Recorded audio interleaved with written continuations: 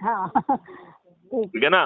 तो अब ये जो है ना तलवार टांग दी अपन ने राजनेताओं के ऊपर के भैया नष्ट होना नहीं है तो भैया कर दो एक छोटा सा काम।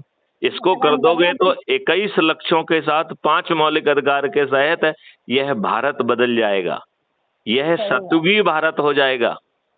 यहाँ का जो प्रशासनिक व्यवस्थाएं हैं वो बदल जाएंगी, अंग्रेजों वाली नहीं रहेंगी। यहाँ के नियम कानून बदल जाएंगे, अंग्रेजों वाले नहीं रहेंगे। यहाँ पर कोई अपराध नहीं करेगा, अपराध करेगा तो बिना थाने जवाए कोई बटन दबाएगा तो एक वॉलंटियर अपने मोबाइल के साथ पहुंच जाएगा, उसकी एफआईआर उसके घर में दर्ज हो जाएगी, पुलिस की जरूरत नहीं पड़ेगी। बिना जो है ना कुछ किए पुलिस जो क्राइम फ्री भारत का टेक्नो इंजन है वो पुलिस की इतनी मदद करेगा कि जिन साक्ष्यों को आज पुलिस सोच भी नहीं पा रही है उनका संग्रहण भी हो जाएगा, वो हैश वैल्यू से लॉक हो जाएंगे, कोर्ट में चले जाएंगे, पुलिस के पास चले जाएंगे, राइट।